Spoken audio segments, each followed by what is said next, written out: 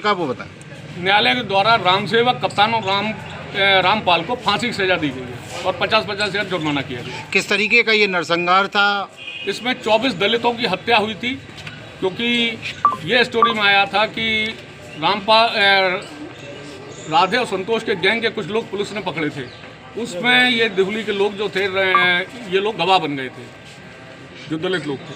वकील साहब, एक पीछे खुन्नस खाते हुए इनकी हत्या करी गई। 44 साल बाद ये फैसला आया है, एक पीढ़ी के बाद में इतनी देरी हुई फैसले में, इस पर पहले सन 83 में पत्रावली यहाँ थी, फिर 84 में यहाँ से हाईकोर्ट के आदेश से लोअर कोर्ट इलाहाबाद के लिए भेज दी गई थी।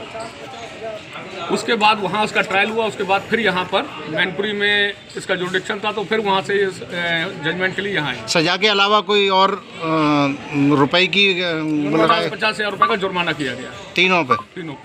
और एक अभी फरार है। तीनों इनकी घटना में क्या पृष्ठभूमि रही, कितने लोगों को मारने में क्या निकल के आया जिस आधार में? कुछ लोगों का, ये सब इकट्ठे लोगों, इन लोगों ने हत्याकांड को अंजाम दिया था, सामूहिक रूप से नरसंहार किया था, और कप्तान और राम सेवक के द्वारा कुछ महिलाओं को और बच्चों को मारा गया था। क्या कोर्ट के अंदर इन्होंने ये स्वीकार किया है कि इनका इस हत्याकांड में हाथ था या नहीं? इन लोगों ने ये स्वीकार नहीं किया, क्योंकि कोई अभियुक्त ये स्वीकार नहीं करता कि अपराधी स्वीकार नहीं करता है, लेकिन जब उसके खिलाफ एविडेंस आ जाती है उसी पर न्यायालय जजमेंट देता है। जिन अभियुक्तों को सजा हुई है, क्या उन्हें जो सजा मिली उन्हें उस पर कोई पछतावा है या नहीं है? पछतावा है, अभियुक्त रो रहे हैं।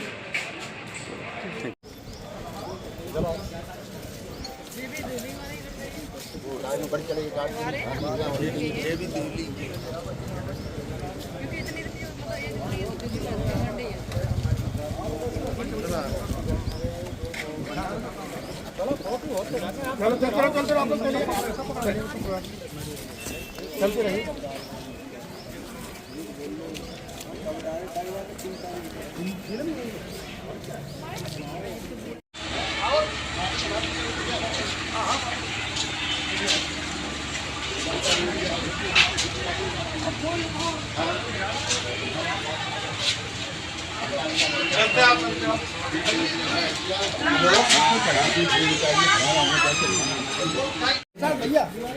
भैया तीनों अरे उन्हें भी लिया, अरे अवनी सर धक्का खड़ा मारो। आप लोग चलते रहे, पत्रकार साहब चलते रहिए, आप लोग चलते रहिए।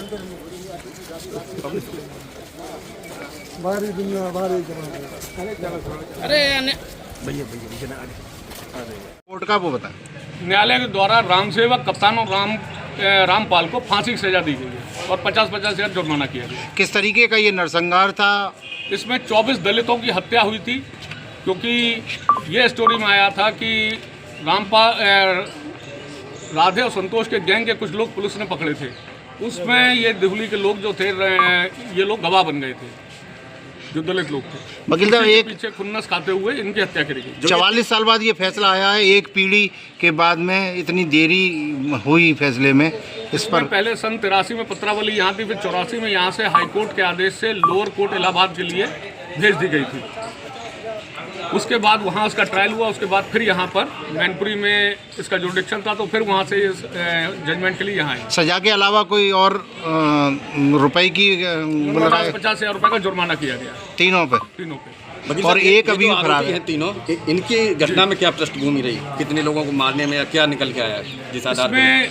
कुछ लोगों का, ये सब इकट्ठे लोगों, इन लोगों ने हत्याकांड को अंजाम दिया था, सामूहिक रूप से नरसंहार किया था, और कप्तान और राम सेवक के द्वारा कुछ महिलाओं को और बच्चों को मारा गया था। क्या कोर्ट के अंदर इन्होंने ये स्वीकार किया है कि इनका इस हत्याकांड में हाथ था या नहीं? इन लोगों ने ये स्वीकार नहीं किया, क्योंकि कोई अभियुक्त ये स्वीकार नहीं करता कि अपराधी स्वीकार नहीं करता है, लेकिन जब उसके खिलाफ एविडेंस आ जाती है उसी पर न्यायालय जजमेंट देता है। जिन अभियुक्तों को सजा हुई है, क्या उन्हें जो सजा मिली उन्हें उस पर कोई पछतावा है या नहीं है? पछतावा है, अभियुक्त रो रहे हैं।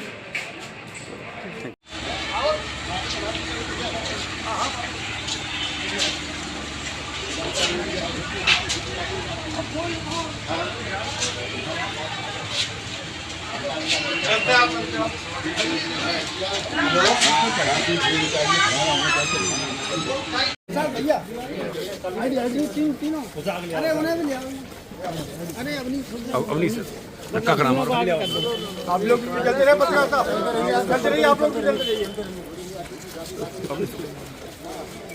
बाहरी दुनिया, बाहरी जमाना। अरे कोर्ट का वो बताएं। न्यायालय के द्वारा रामसेवक कप्तान और रामपाल को फांसी की सजा दी गई है और 50-50 हज़ार जुर्माना किया गया। किस तरीके का ये नरसंहार था? इसमें 24 दलितों की हत्या हुई थी, क्योंकि ये स्टोरी में आया था कि राधे और संतोष के गैंग के कुछ लोग पुलिस ने पकड़े थे। उसमें ये दिहुली के लोग जो थे, ये लोग गवाह बन गए थे, जो दलित लोग थे।